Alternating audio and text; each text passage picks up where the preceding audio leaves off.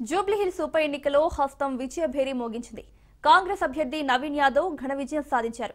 24,729 ఓట్ల మెజారిటీతో ఆయన గెలుపొందారు. 10 రౌండ్లలో జూబ్లీహిల్స్ ఓట్ల లెక్కింపు జరిగింది. ప్రతి రౌండ్లోనూ ఆధిక్యత ప్రదర్శించింది కాంగ్రెస్.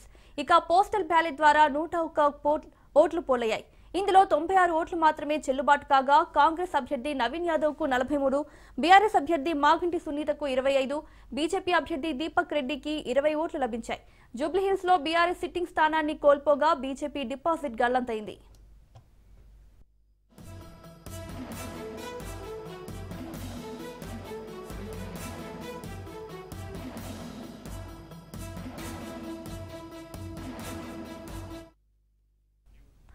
కాంగ్రెస్ విజయంలో సీఎం రేవంత్ రెడ్డి వ్యూహాత్మకంగా వ్యవహరించారు. అభ్యర్థి ఎంపిక నుంచి ప్రచారం వరకు దగ్గరుండి పర్యవేక్షించారు. మైనార్టీల్లో మరింత పట్టు కోసం పోలింగ్ కు కొద్ది రోజుల ముందే అజారుద్దీన్ కు మంత్రి పదవి కట్టబెట్టారు. డివిజన్ల వారీగా మంత్రులకు బాధ్యతలు అప్పగించి సమన్వయం చేశారు. క్షేత్రస్థాయిలో నేతలు కార్యకర్తలతో సమావేశాలు ఏర్పాటు చేసి శ్రేణుల్లో జోష్ నింపారు. ప్రభుత్వ పథకాలను ప్రజల్లోకి సమర్థంగా తీసుకెళ్లేలా సీఎం చర్యలు చేపట్టారు.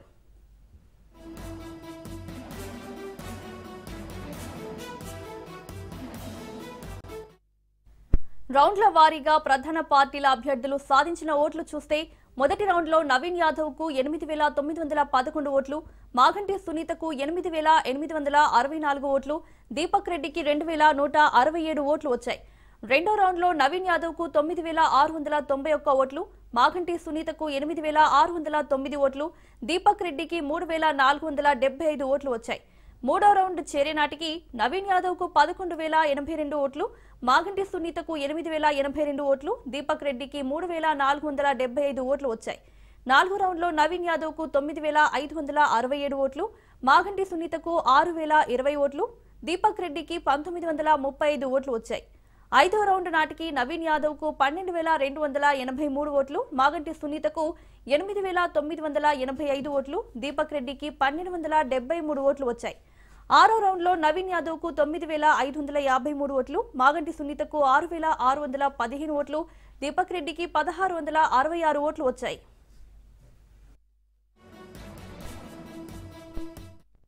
కేంద్రం నుంచి తీసుకురావాల్సిన అనుమతులు గాని ఇవ్వవలసిన నిధులను రాబట్టుకోవడానికి ముఖ్యంగా కిషన్ రెడ్డి గారు సహాయ నిరాకరణ చేస్తుండ్రు.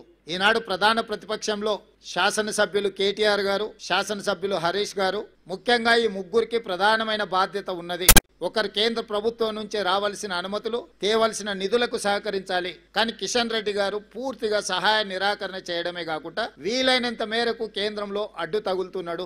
మెట్రో విషయంలో కావచ్చు, మూసీ ప్రక్షాళన విషయంలో కావచ్చు, గోదావరి జలాలు నగరానికి తరలించే విషయంలో కావచ్చు, రీజనల్ రింగ్ రోడ్డు విషయంలో కావచ్చు, కిషన్ రెడ్డి గారు పూర్తిగా సహాయ నిరాకరణ చేస్తుండ్రు. దీన్ని ప్రజలు గమనించడం వల్లనే పార్లమెంట్ ఎన్నికల్లో కిషన్ రెడ్డి గారికి 65,000 ఓట్లు ఇదే జూబ్లీహిల్స్ అసెంబ్లీ నియోజకవర్గం నుంచి ఓట్లు వేయడం జరిగింది. ఈనాడు కిషన్ రెడ్డి అభ్యర్థిగా మారి ఎన్నికల ప్రచారం చేస్తే 17,000 ఓట్లు మాత్రమే వచ్చినాయి. అంటే ఆనాడు కిషన్ రెడ్డికి వచ్చిన ఓట్లలో 25% మాత్రమే వచ్చి ఈ రోజు భారతీయ జనతా పార్టీ డిపాజిట్ జప్తు అయిపోయింది.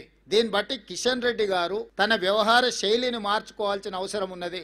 ఇది భూకంపం వచ్చే ముందు భూమి కొద్దిగా కదులుతుంది, అంటే అలర్ట్ చేస్తుంది సిస్టమ్. ఎప్పుడు కూడా ఒకేసారిగా రెక్టర్ స్కేల్ మీద పెద్ద ఎత్తున భూకంపం రాదు. ముందు మనల్ని అలర్ట్ చేస్తుంది సిస్టమ్. అలర్ట్ చేసినా మనం తేరుకోకపోతే ఆ ప్రకంపనలు భూకంపంగా మారి అందులో కలిసిపోవడమే కాదు కాలగర్భంలో కలిసిపోతాం. భారతీయ జనతా పార్టీ ముఖ్యంగా కిషన్ రెడ్డి గారు మీ నాయకత్వంలో మిమ్మల్ని 2014, 2019, 2023 3 సార్లు బీజేపీని ప్రాంతం నుంచి గెలిపించడం జరిగింది. మొన్న జరిగిన మీ పార్లమెంట్ ఎన్నికల్లో మీకు 65,000 ఓట్లు వస్తే ఈనాడు మీరే అభ్యర్థిగా మారి ఎన్నికలు చేస్తే 17,000 ఓట్లు వచ్చి మీ డిపాజిట్ పోయింది. కాబట్టి ఈ రోజు ప్రజలు, జంట నగరాలలో ప్రజలు మెట్రో విస్తరణ కోరుకుంటున్నారు, గోదావరి జలాలు రావాలనుకుంటున్నారు, మూసీ ప్రక్షాళన జరగాలనుకుంటున్నారు, regional ring road, radial roads తో పాటు తెలంగాణ రాష్ట్రానికి వచ్చే పెట్టుబడులను ఒత్తిడితో ఇతర రాష్ట్రాల కేంద్ర ప్రభుత్వం తీసుకెళ్తున్నప్పుడు మీరు అడ్డుకోకుండా ప్రేక్షక పాత్ర వహించిందని చెప్పి ఈ ప్రాంతంలో చదువుకున్న వాళ్ళు, పేదలందరూ ఆలోచన చేయబట్టి ఈ రోజు బీజేపీకి పరిస్థితి దాపురించింది.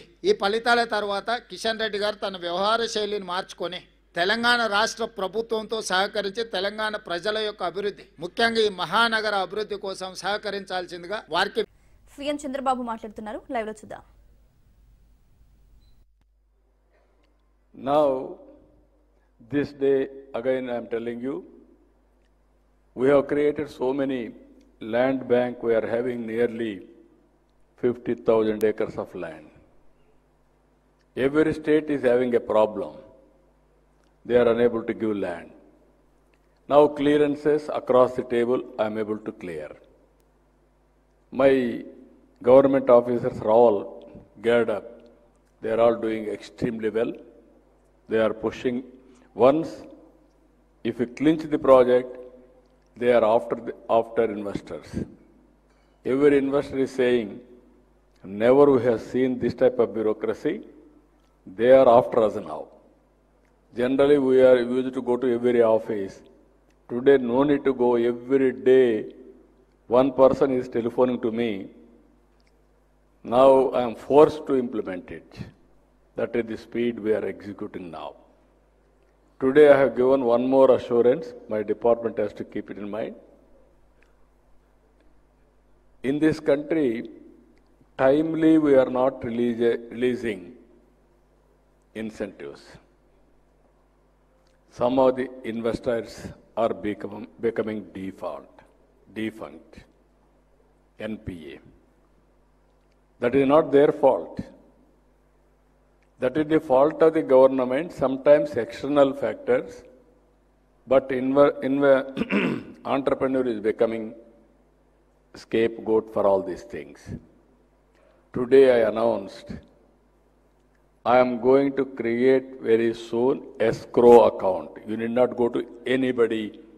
Money will come to your account. Particular date, what the meant, it will come to you. Even I am going to bring one more enactment, sovereign guarantee. With a sovereign guarantee and also escrow account, all investors are safe. This is the first of its kind in India. First more advantage we are getting now. Now we are having elaborate plans. Agriculture. I want to go big way investments in horticulture and also aquaculture, commercial crops, spices. All of us has to understand now, merely rice, nobody wanted to eat. Food habits have been changed. Now we have to change our farmers also. What is the demand? How to produce that, how to meet that demand, we have to move forward. Horticulture, lot of future. I want to go next step, organic, with a traceability, certification. I want to bring global players for global exports, everything we are working in that direction. Even earlier, I promoted Araku coffee, you are seeing now. Nobody knows Araku coffee, I started long back. But I consciously am promoting now. Now Araku coffee has become global brand. Everybody is aware what is Araku coffee, organic coffee, produced by tribal community, tribal area. This is where one should promote consistently, then it will become a brand. We are having excellent advantages. Government of India has announced very good policies. Green hydrogen mission, quantum mission, deregulation space technologies, drone technologies, everywhere they have done. Again, I took first more advantage. Now Sriharikota launching pad. Now nearby, I created a space city. Now there is a queue. Everybody wanted to come and invest in space. Now everybody is talking drone. We created drone city. Even recently, our Honorable Prime Minister has announced the drone used for Sindoor operation is produced in Kurnool. Next to this. Now all wars will be done through drones. all applications, fertilizer, pesticides, spraying, carrying goods, medicines, all these things are going to operate through drones. Today I announced, within 2 years, we are going to launch drone taxi or drone car. Now roads are important, everybody is getting money, everybody is having cars. But roads are the biggest constraint. You can use airspace also. Just like ATC to regulate flights, we will have DTC, Drone Traffic Controller, to regulate all drones. That also we are thinking now. We are going to operate. Like that, electronic city, aerospace city, defense corridors, and also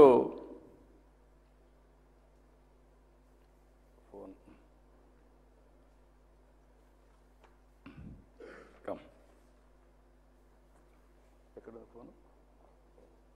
ఎవరిచ్చారు ఉంటుంది కనుక్కొని చెప్పండి. This is where I wanted to go total high-tech industries.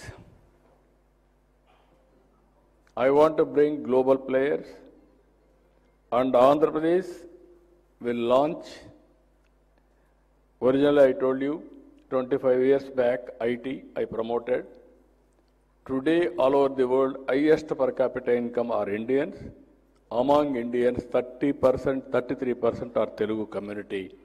That is the contribution I have made for Telugu people all over the world. So this is where you think all new technologies we are going. It is a matter of time. Now second one, if you see here, technology is matured. Earlier I started with high-tech with IT. Today data center with AI, further quantum computing, and also quantum algorithms how to write. Our people are very intelligent. We have to guide them properly and handhold them and encourage them. Quantum mission was started in 2023. No takers. Then IBM is willing to bring quantum computer from America, computer also available, but nobody hosted. When this information came to me, I called them, TCS, IBM, L&T, they are going to bring that computer. By January, we are going to start quantum computing operators in India. That to Amaravati. This is where I am saying, comparing, America is having Silicon Valley, India is having Quantum Valley, that too in Amaravati. There is better speed than that. So, again, I called some players, they came and met me, we discussed with them. 2 years' time, they are going to produce quantum computers now from Amaravati. Can you imagine? Long back, I started deregulation. Recently, Honorable PM has created some ecosystem. With that, they went for 4G. Once 4G is coming, 5G, 6G, 7G is only a scaling. That is where never we have gone for products. Now India is going for products. That is another advantage for India. So now, according to me, what all we are doing, there is one more idea, I will come back, RTIH. Earlier I promoted one family, one entrepreneur, one IT professional. I was successful. Today I am going further, one family, one entrepreneur. One family, one AI, they have to use it or they have to produce use case. Everybody is thinking, is it possible? Everything is possible in this world. We have to motivate people. I am confident I will do it. I am starting RTIH, Ratan Tata Innovation Hub. At hub model, Tata Group will lead. 5 spoke model, Visakhapatnam, Vijayawada, Rajahmundry, Tirupati, Anantapur. 5 industrial groups, GMR, Greenco, Mega, Adani, Jindal, they are leading. I am bringing academic partners, institutions, best institutions in that area as a knowledge partner. And also I am bringing their mentors, and also venture capital and bankers. And also attached to this MSME park, every constituency. As on today, 1 or 2 constituencies we are having MSME parks apart from big parks, SEZs. Another 70 by January I can complete it. We are going now plug and play models. Plug and play models also. That is where we are working. Anybody is having innovative ideas, we will host them, we will guide him. Immediately we will start operations also. Even MedTech Park I created long back. That is model. Even Sri City, long back we started. That is another model. With all these things, I need ideas are abundant. I am having 10 principles. Zero poverty, employment, water security, agri-tech, logistics cost, how to reduce, and also product perfection, deep technology in all walks of life, Swachh Andhra Pradesh, circular economy, like that I am having. Bihar ఎన్నికల్లో war one side అయిందన్నారు కేంద్ర మంత్రి Bandi Sanjay. NDA 200కు పైగా స్థానాలు గెలుపొందడం పట్ల కార్యకర్తలకు శుభాకాంక్షలు తెలిపారు. మోదీ పాలన చూసి బీహార్ ప్రజలు పట్టం కట్టారన్నారు బండి సంజయ్. ఎన్నికల్లో ప్రచారంలో కాంగ్రెస్ అనేక ఆరోపణలు చేసినా బీహార్ ఓటర్లు నమ్మలేదని ఆరోపించారు. జూబ్లీహిల్స్ ఎన్నికల ఫలితాలతో బీఆర్ఎస్ ఉప ప్రాంతీయ పార్టీగా మారిందన్న సంజయ్ ఎన్నికల్లో ఓటు చోరీ జరిగిందా లేదా కాంగ్రెస్ నేతలు సమాధానం చెప్పాలన్నారు. అదేవిధంగా ఎప్పుడైనా అసెంబ్లీకి రాని కేసీఆర్ ఎలా ప్రతిపక్ష నేత అవుతారని నిలదీశారు బండి సంజయ్. బీహార్ ఎన్నికల ఫలితాలతో రాహుల్ గాంధీ పబ్జీ గేమ్ ఆడుకోవాలని విమర్శించారు. దేశంలో బీజేపీ గెలుపు బెంగాల్ తర్వాత తెలంగాణే మిగిలిందన్నారు. బీహార్లో జరిగినటువంటి ఎన్నికల్లో వార్ వన్ సైడ్ లెక్కనే పూర్తిగా ఎన్డీఏ 200 స్థానాలకు పైగా విజయాన్ని సాధించడాన్ని స్వాగతిస్తూ బీహార్ ప్రజలకు, బీహార్లోని కార్యకర్తలకు, నాయకులకు, కష్టపడి పనిచేసిన కార్యకర్తల నాయకులందరూ కూడా హృదయపూర్వక అభినందనలు తెలియజేస్తూ నరేంద్ర మోడీ గారి మీద విశ్వాసం, నరేంద్ర మోడీ గారి ప్రభుత్వం చేస్తున్న అభివృద్ధిని గుర్తించే బీహార్ అభివృద్ధి గురించి ఆలోచించి అక్కడ ప్రజలు ఈరోజు భారతీయ జనతా పార్టీకి పట్టం కట్టడం జరిగింది. కాంగ్రెస్ పార్టీ ఎన్ని తప్పుడు ఆరోపణలు చేసినప్పుడు కూడా, ఓటు చోరీ అని, అవినీతి అని చెప్పి అనేక ఆరోపణలు చేసినప్పుడు కూడా బీహార్ ప్రజలు, బీహార్లో జరుగుతున్నటువంటి అభివృద్ధి పనులు కేంద్ర ప్రభుత్వం యొక్క నిధులే. అలాంటి కేంద్రంలో ఉన్నటువంటి నరేంద్ర మోడీ గారి ప్రభుత్వానికి తిరిగి మద్దతు ఇస్తేనే ఈ బీహార్ రాష్ట్ర అభివృద్ధి సాధ్యం అనేటువంటి విషయాన్ని గుర్తించి, గమనించి ఈరోజు 200 పైగా స్థానాలు ఇవ్వడం, దానిలో భారతీయ జనతా పార్టీ స్వతహాగా 101 స్థానాల్లో పోటీ చేసి 92 స్థానాలు ఇప్పటికే భారతీయ జనతా పార్టీ స్వతహా గెలవడం జరిగింది. కాంగ్రెస్ పార్టీ నాయకులు ఆలోచించాలి. ఓన్లీ 60 స్థానాల్లో పోటీ చేసింది. పోటీ చేస్తే కాంగ్రెస్ పార్టీ గెలిచింది 5 స్థానాలు, మహాగఠబంధన్ గెలిచింది 34 స్థానాలు. భారతీయ జనతా పార్టీ 101 స్థానాల్లో పోటీ చేస్తే ఇప్పటికే 92 గెలిచింది ఆల్రెడీ. జాతీయ పార్టీ కాంగ్రెస్ పార్టీ ప్రాంతీయ పార్టీ అయింది. ఇక్కడ బీఆర్ఎస్ పార్టీ ప్రాంతీయ పార్టీ, ఉప ప్రాంతీయ పార్టీ అయిపోయింది. ఎందుకంటే బీఆర్ఎస్ పార్టీ కూడా దేశం మొత్తం పోటీ చేస్తాడు కేసీఆర్, ఏడు లేడు. యూపీలో పోయి ఫ్లెక్స్ పెట్టుకున్నాడు, మహారాష్ట్రలో పోయి ఫ్లెక్స్ పెట్టుకున్నాడు, బీహార్లో పోయి పెట్టుకున్నాడు, గుజరాత్లో పెట్టుకున్నాడు, పోయి ఫామ్ హౌస్ అన్నాడు.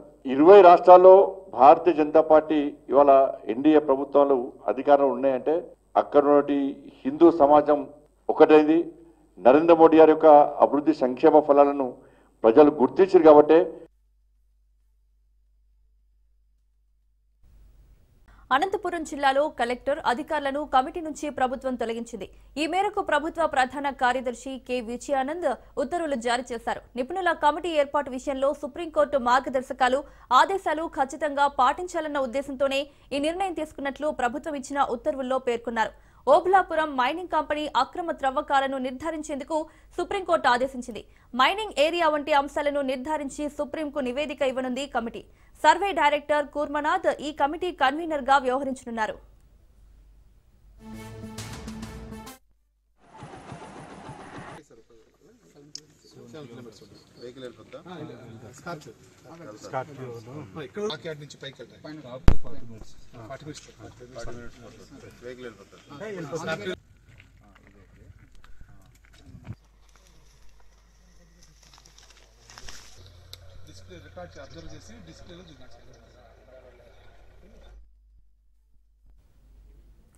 అనంతపురం జిల్లాలో కలెక్టర్ అధికారులను కమిటీ నుంచి ప్రభుత్వం తొలగించింది.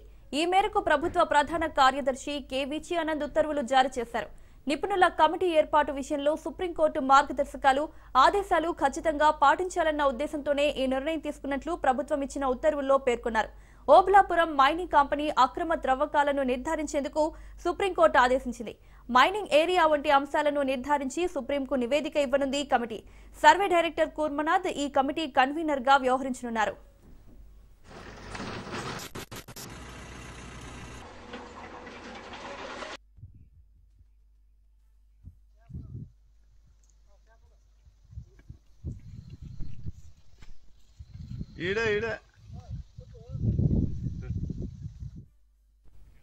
టీటీడీ మాజీ ఏవీఎస్ఓ సతీష్ మృతి తీవ్ర దిగ్భ్రాంతికి గురిచేసిందన్నారు టీటీడీ పాలక మండలి సభ్యుడు భానుప్రకాష్ రెడ్డి. సతీష్ మరణం పట్ల ఆయన కుటుంబ సభ్యులకు సానుభూతి తెలిపారు భానుప్రకాష్ రెడ్డి. పరకామణి కేసులో కీలక వ్యక్తిగా ఉన్న సతీష్ మృతిపై అనుమానాలు ఉన్నాయని, సతీష్ మృతిపై సమగ్ర విచారణ జరపాలన్నారు. అలాగే ఈ కేసులో నిందితుడిగా ఉన్న రవికుమార్ కు భద్రత కల్పించాలని డిమాండ్ చేశారు. పరకామణిలో జరిగినటువంటి అవకతవకల్లో ప్రథమ భూమిక ఆ రోజు ఏవీఎస్ఓ సతీష్ కుమార్ గారు ఆ రోజు లోకాలతో రాజీ చేసుకున్న రవికి దొంగలించినటువంటి రవికుమార్ తో అని చెప్పి భక్తులందరికీ తెలుసు. ఈ రోజు చాలా దురదృష్టకర వార్త వినడం జరిగింది. అప్పుడు ఏవీఎస్ఓ పనిచేసినటువంటి సతీష్ కుమార్ గారు ఈ రోజు మరణించాడని చెప్పే వార్త వినడం జరిగింది. చాలా బాధాకరమైనటువంటి సంఘటన. వారు రైల్వే ట్రాక్ మీద వారి మృతదేహం లభ్యమైందని చెప్పి పోలీసు అధికారులు చెప్తున్నారు. అది ఆత్మహత్య లేకపోతే హత్య కోణంలో మనం పరిశోధన చేయాల్సిన అవసరం ఉంది. రాష్ట్ర ప్రభుత్వం ఆ దృష్టిలో వారు దీన్ని విచారణ చేయాలని చెప్పి నేను కోరుకుంటున్నాను. అలాగే మిగతా విట్నెస్లు, ఈ పరకామణిలో ఉన్నటువంటి మిగతా విట్నెస్లు కూడా భద్రత కల్పించాల్సిన పరిస్థితి ఏర్పడింది. ఎందుకంటే గొడ్డలిపోటుని గుండెపోటుగా చేసిన గనులు ఈ రోజు ఏమన్నా చేయొచ్చని చెప్పి శ్రీవారి భక్తులందరూ ఆందోళన, ఆవేదన చెందుతున్నారు. కాబట్టి ఖచ్చితంగా పరకామణి అప్పుడు పనిచేసిన ఏవీఎస్ఓ సతీష్ కుమార్ ఎందుకు ఈ రోజు ఇలాంటి సంఘటనకి పాల్పడ్డారో భక్తులు చాలా ఆందోళన చెందుతున్నారు. ఇది ఎవరన్నా వారిని భయపట్టించి, వారిని ఏదన్నా కుటుంబ సభ్యులకు భయపట్టించి ఆ వాతావరణంలో వారిని ఒత్తిడికి చేసి వారు ఈ పరిస్థితికి వచ్చారా, అయితే కొందరు ఏదైనా పన్నాగం పన్ని ఇలాంటి కార్యక్రమం చేశారని చెప్పి శ్రీవారి భక్తులు భావిస్తున్నారు. తిరుమల తిరుపతి దేవస్థానాల్లో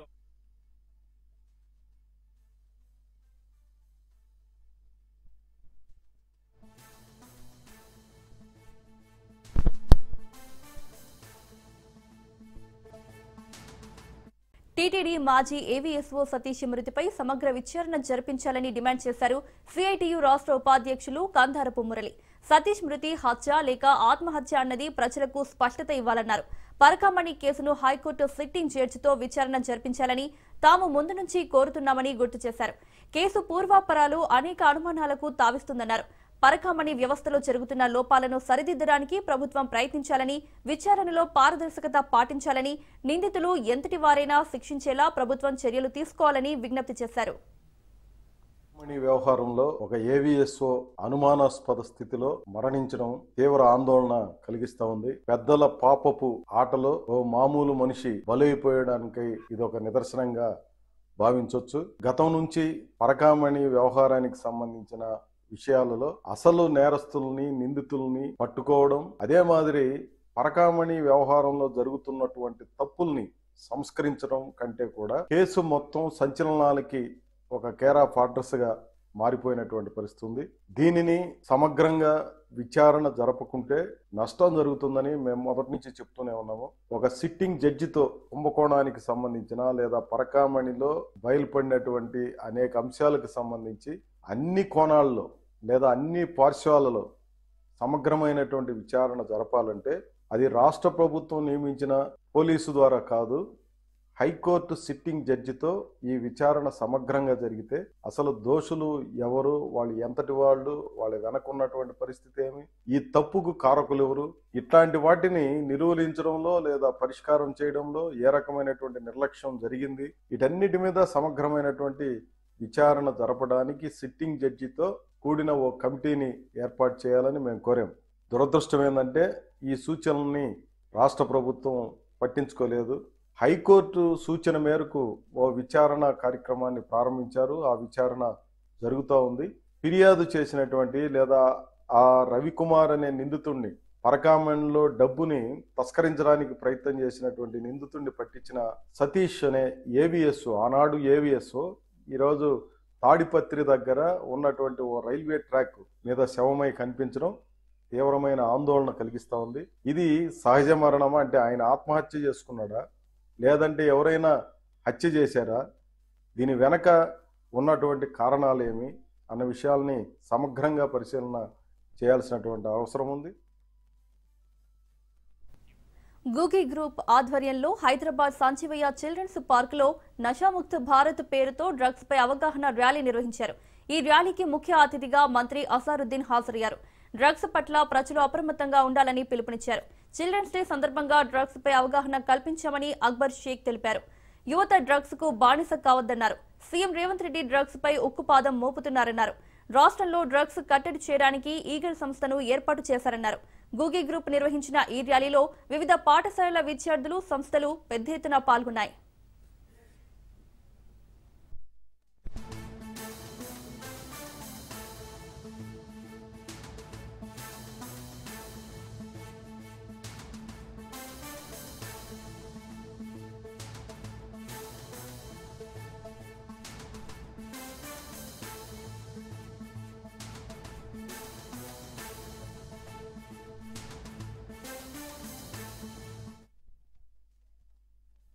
ఈరోజు చిల్డ్రన్స్ డే సందర్భంగా నషాముక్త్ భారత్, డ్రగ్స్ అనేది ఒక పెద్ద మహమ్మారిలాగా తయారైంది దేశానికి. అట్ ది సేమ్ టైం తెలంగాణలో కూడా డ్రగ్స్ వ్యాపిస్తుందనే విషయం తెలుసు. మన honourable CM, visionary leader Revanth అన్న గారు కూడా డ్రగ్స్ని అంతమొందించడానికి ఈగల్ అనే ఆర్గనైజేషన్ స్టార్ట్ చేసిండు. తెలంగాణలో 100% నెక్స్ట్ రాబోయే 3 సంవత్సరాల్లో డ్రగ్స్ ఫ్రీ తెలంగాణ కాబోతుంది. దానికి అనుగుణంగానే గవర్నమెంట్ ఇనిషియేటివ్స్, పోలీస్ డిపార్ట్మెంట్ చాలా స్ట్రాంగ్గా పనిచేస్తుంది. To support that initiative, the support vision of the CM Revanth Reddy Saab. So ఈరోజు నషాముక్త్ భారత్ రన్ నుంచి మేము రావడం జరిగింది. ఎప్పుడైనా యువత ఎప్పుడైతే స్ట్రాంగ్ ఉండి దేశానికి ఉపయోగపడాలనుకున్నప్పుడు డ్రగ్ అడిక్ట్ కావద్దు. డ్రగ్ అనేది ఒక సైలెంట్ కిల్లర్ లా ఉంటుంది దేశ ఫ్యూచర్ని నాశనం చేయడానికి. సో దాన్ని ఫ్యూచర్లో ఇండియాలోనే కాదు, మన తెలంగాణ రాష్ట్రంలో కూడా దీన్ని రానివ్వకుండా చేయాలంటే ఇలాంటి ఇనిషియేటివ్స్ తీసుకోవాలి. ఇలాంటి ఇనిషియేటివ్స్ తీసుకోవడానికి గూగీ ప్రాపర్టీ నుంచి మేము ఆల్వేస్ ముందుంటాము. యాజ్ ఇండివిజువల్గా నేను, మా ఆర్గనైజేషన్ కూడా ముందుంటే, దాంతోపాటు చాలా మంది స్కూల్స్, చిల్డ్రన్స్ దీంట్లో పార్టిసిపేట్ చేసి ఈ ప్రోగ్రామ్ని చాలా సక్సెస్ఫుల్ చేసినందుకు వచ్చిన ప్రతి పార్టిసిపెంట్కి మా తరపు నుంచి థ్యాంక్ యూ అండ్ కంగ్రాచులేషన్స్. ఇలాంటి ఇనిషియేటివ్స్ని ప్రతి ఒక్కరు ఎంకరేజ్ చేయాలి. ప్రతి ఒక్కరు మన ఇంట్లో ఫస్ట్, మన ఇంట్లో ఎవరన్నా డ్రగ్స్ వాడుతున్నారా అది ముందు చెక్ చేసుకోవాలి. దాని తర్వాత మన వీధిలో, మన స్ట్రీట్లో ఎవరైనా చేస్తున్నారా, తర్వాత మన స్టేట్లో, తర్వాత దేశంలో.